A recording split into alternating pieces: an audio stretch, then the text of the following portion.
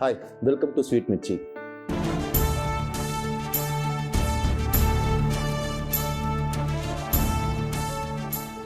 இன்னைக்கு நம்ம எதை பற்றி பேச போகிறோம் அப்படின்னு பார்த்தீங்கன்னா, இந்தியன் 2வோட ஆடியோ லான்ச்சில் கமலஹாசன் என்னென்ன பேசினார் அப்படின்றது தான்.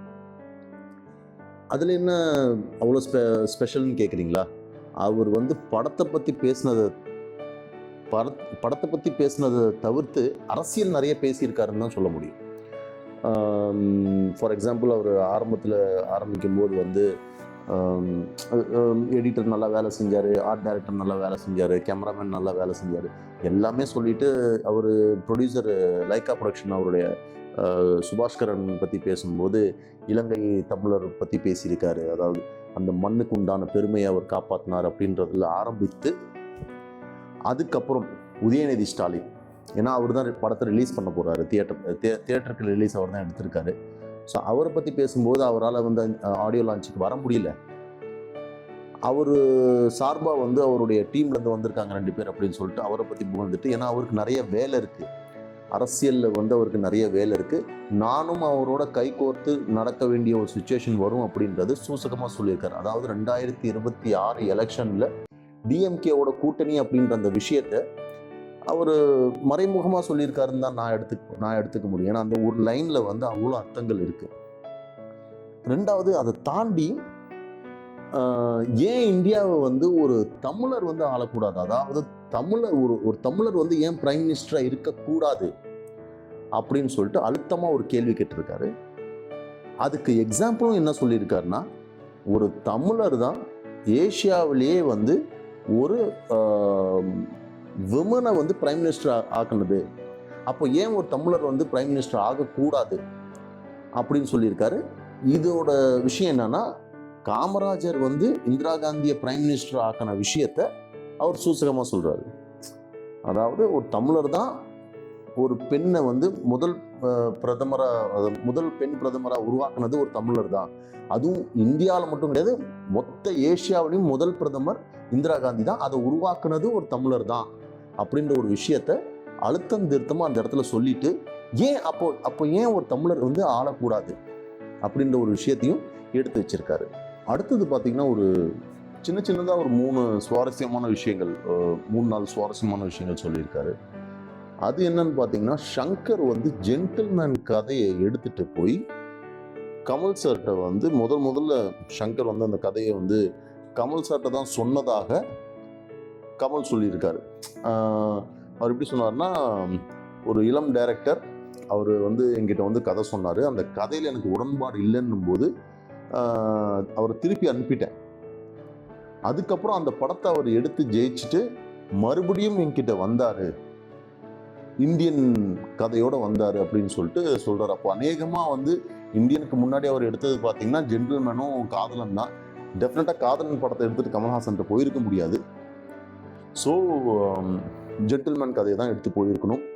ஸோ ஜென்டில்மேன் கதை கமல்ஹாசன் அவர்கிட்ட போய் சொல்லி கமல்ஹாசன் அதில் நடிக்க விருப்பப்படலை அப்படின்ட்டு சொன்ன பிறகு, அந்த படத்தை எடுத்து ஜெயிச்சிட்ட பிறகு மறுபடியும் இந்தியன் கதையோட வந்திருக்காரு. இதில் இன்னொரு சுவாரஸ்யமான விஷயம் என்னன்னா, அதே மாதிரி கதையை கமலும் சிவாஜியும் மறைந்த நடிகர் திலகம் சிவாஜி கணேசனும் சேர்ந்து நடிக்கிற மாதிரி ஒரு கதையை ரெடி பண்ணி வச்சிருந்தார் கமல்ஹாசன். அந்த கதையும் இந்தியன் கதையும் மேட்ச் ஆகிற மாதிரி இருந்ததா சொன்னார். அதுக்கப்புறம் அவர் எழுதி வச்ச கதையை ட்ராப் பண்ணிட்டு இந்தியன் படத்தில் நடித்தார் அப்படின்ற ஒரு விஷயத்தையும் சொல்லியிருக்காரு. அப்புறம் பார்த்தீங்கன்னா, ஒரு 2 காமெடியான விஷயம்னு சொல்லலாம். அது ஆக்சுவலாக நம்ம காமெடியாக எடுத்துக்கலாம், பட் அது ரொம்ப சீரியஸான ஒரு விஷயமா அவர் சொன்ன மாதிரி தான் எனக்கு ஃபீல் ஆகுது.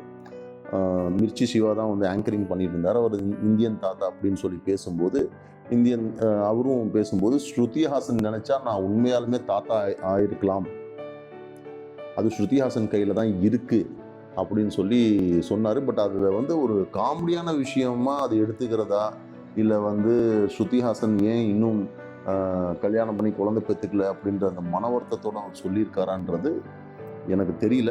பட் என்னை பொறுத்த வரைக்கும் அவருடைய உணர்ச்சியை அவர் வெளிப்படுத்தியிருக்காருன்னு தான் சொல்ல முடியும். இந்த ஒரு விஷயம் பேசினார். அப்புறம் என்னைக்காவது வந்து இந்த மாதிரி ரியல் லைஃப்பில் வந்து மேக்கப் போட்டு நீங்கள் வெளியே போய் சுற்றிருக்கீங்களா அப்படின்னு சொல்லி கேட்கும்போது, இந்தியன் படம் வந்து இன்னைக்கு டிஎம்கே ஆஃபீஸ் இருக்கு இல்லையா, அந்த இடத்துல சன் டிவி ஆஃபீஸ் இதுக்கு முன்னாடி இருந்தது. அந்த இடத்துல வந்து ஒரு ஷூட், இந்தியன் படத்தில் ஒரு ஷூட் அங்கே நடந்திருக்கு. அதாவது அந்த டிவி சேனல் ஷூட்டு, அந்த டிவி சேனலில் மர்டர் பண்ணுவார் இல்லையா, அந்த ஷூட் அங்கே தான் எடுத்திருக்காங்க. அந்த ஷூட்டிங் நடக்கும்போது நடந்து முடிஞ்சு அந்த மேக்கப் கலைக்காமல், அவர் வீடு பக்கத்தில் தான், அந்த சேம் ஏரியா தான், மேக்கப் கலைக்காமல் அதே மேக்கப்போட நடந்து டீ கடையில் டீ வாழைப்பழம்லாம் சாப்பிட்டு வீட்டுக்கு போயிருக்காராம். ஸோ இந்த மாதிரி ஒரு சுவாரஸ்யமான விஷயமும் சொல்லியிருக்காரு. அப்புறம் இன்னொரு சுவாரஸ்யமான விஷயம் வந்து,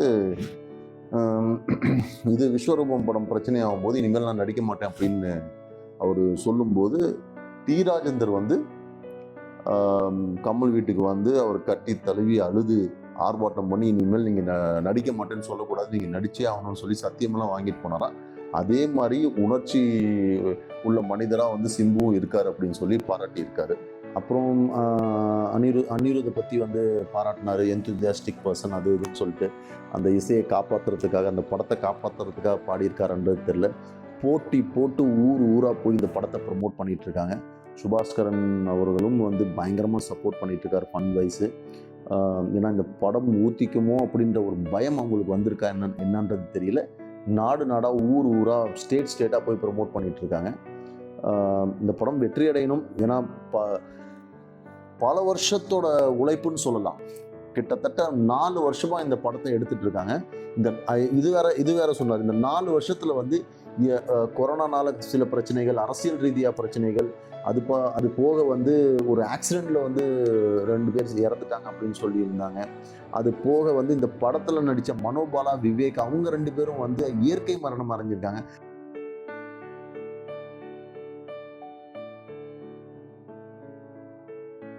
ஸோ இந்த படம் எடுக்க ஆரம்பிச்சதுலேருந்து முடிக்கிற வரைக்கும் பல தடங்கல்கள், இயற்கை தடங்கள், அரசியல் தடங்கள், ஆக்சிடென்ட் மரணங்கள், இயற்கை மரணங்கள், நடித்த நடிகர்கள் மறைந்திருக்காங்க. அவங்களுக்கு பதில் வந்து அந்த கேரக்டரை மறுபடி மாற்றணும்னா பயங்கர கஷ்டம். ஸோ முதுகு தெரிகிற மாதிரிலாம் வச்சு அந்த படத்தை எடுத்திருக்காரு அப்படின்னு சொல்லிட்டு சங்கரை வந்து கமல்ஹாசன் அவ்வளோ புகழ்ந்தார்.